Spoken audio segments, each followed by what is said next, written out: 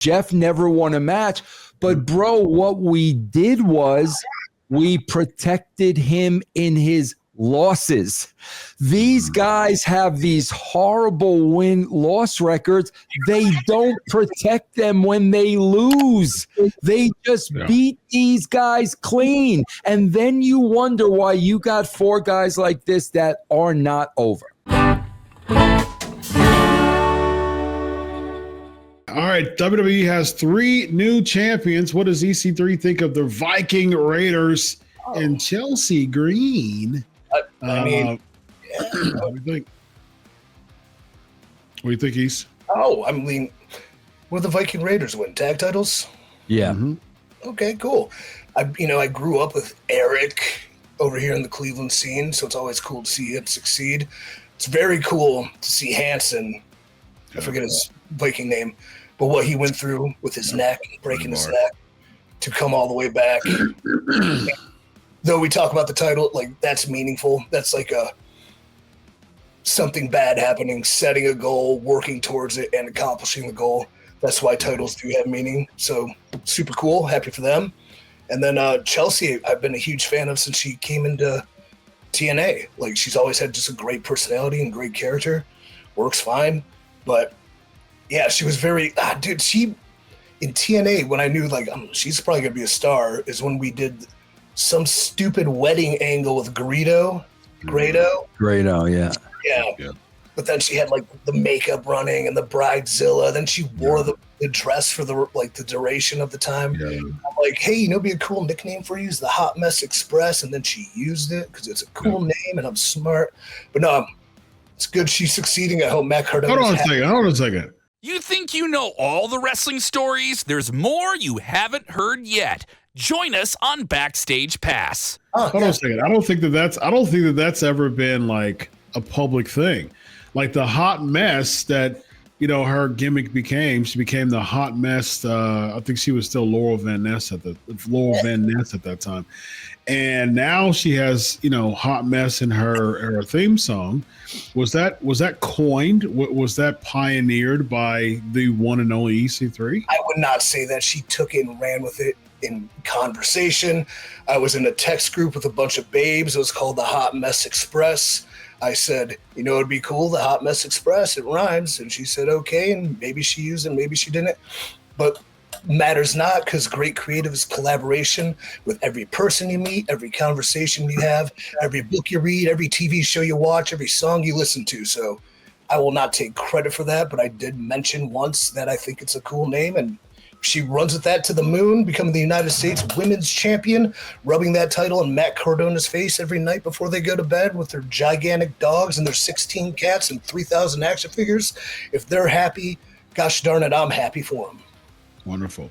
The first married United States champions in the history of WWE. So cool bring from that. Yeah. Vince Russo, you've been a fan of Chelsea Green for a while. I've been thinking of who else. I think the other person. There's only 2 Viking Raiders who are now the War Raiders again. Are they? Yeah, I think they're War Raiders. Yeah, Shinsuke Nakamura beat LA Knights recently too. So, what do you see in any of these 3 or all of these 3 new title holders here? Well, I mean, the Raiders are believable. Thank God. We got 2 guys that look like freaking wrestlers and they can hurt you. So I have no problem with that whatsoever. Bro, Nakamura, they can do something with if they book them correctly, man. Chris, you want to hear something funny? You and I talk about this all the time. I swear to God, and EC3 will appreciate this. I was on my timeline the other day, and they had 4 pictures. It was McDonough, Baylor, Nakamura, and McDonough and Finn Balor. Okay, so McDonough, Dominic, Nakamura, and Finn Balor. Bro, it had their one-loss records like in their last 60 matches. EC3, every one of these guys were like 5-55. And bro, and I'm looking at this and I'm like, okay, bro, is it a secret that none of these 4 are over? Because you guys want to hear something interesting? Yes. I'll never forget when Double J was the Intercontinental Champion. He came to me one day and he says, Vince, you know I've never won a match. As the Intercontinental Champion, Jeff never won a match.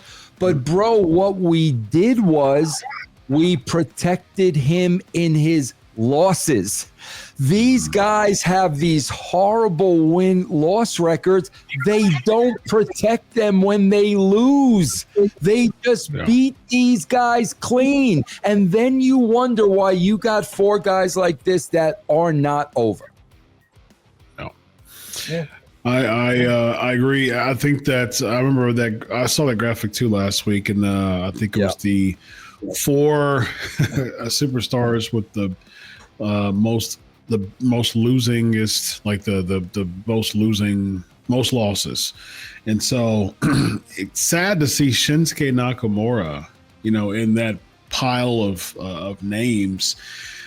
I mean, the guy has like rock star style charisma, but they've broadened it so much.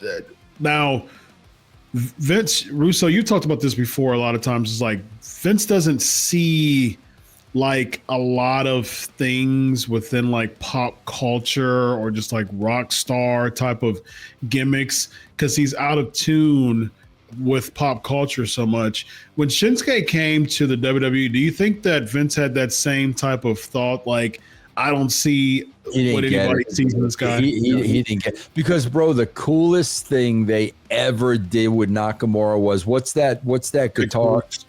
What? No, bro. It was a big pay-per-view. Who's that? Oh, yeah, the what's her name?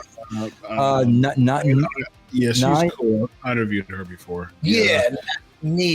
She came out and played him out. And I remember watching that and said, man, they should do this for him every single Nia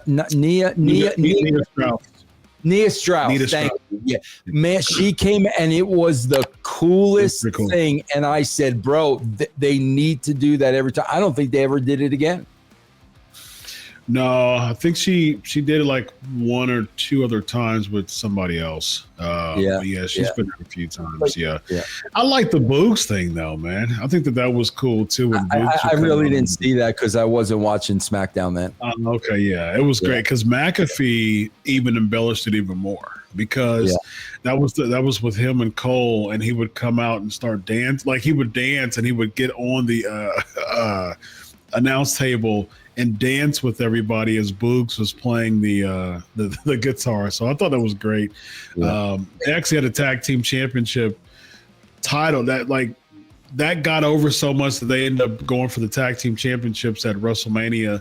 And unfortunately, that's when Boogs got injured. But yeah, it works. Nothing really peaked him losing to AJ Styles though at WrestleMania 34. And the talk is AJ kept the title because he was on the cover of 2K for that year. So EC3, you were around that time, weren't you?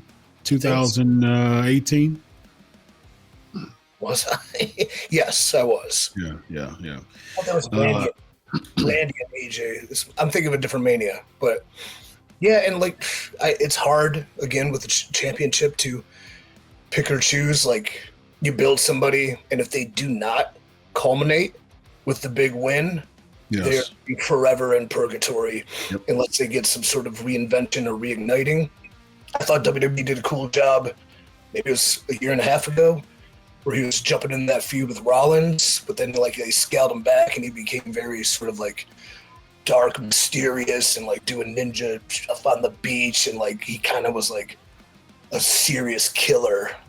And I think even Vince talked about it, where he like destroyed Rollins with a chair, and it was like really, cinematic and cool. But then you got to follow through with some of those things, or even like you named 4 pretty name guys with these terrible wins and loss records. They'll always have a sense of being over, but if you're going to want them to be taken seriously, you have to make that call and make a switch and give them a little steam before you put them in that situation, or it's just going to fall flat.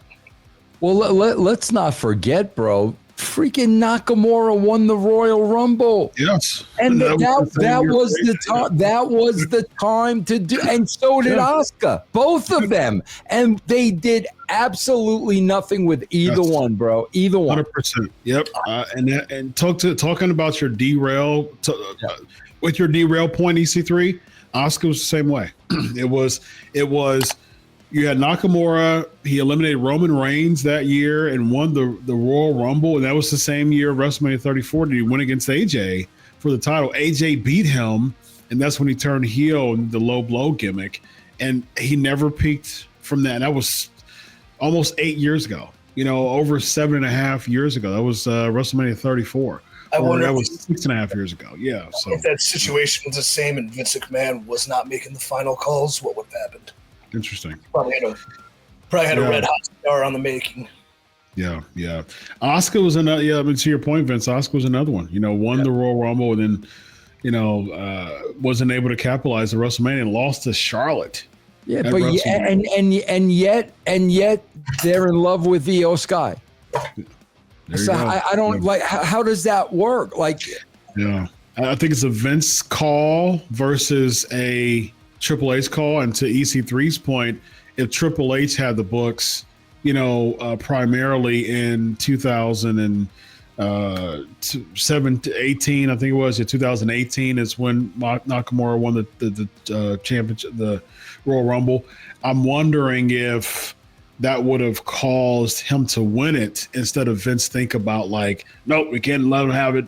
AJ Styles, 2K, so yeah, it's interesting. Shoulda, coulda, woulda, what ifs, there you go. Shout out to War Raiders on this little magazine. Yeah, that's when they were the War Machine, right? Yeah. Yeah, very nice. Very nice. All right, ladies and gentlemen, with that being said, we got EC3. We've got Vince Russo. I'm Dr. Chris. This is the Wrestling Outlaws. Have a good night, everybody. Solo.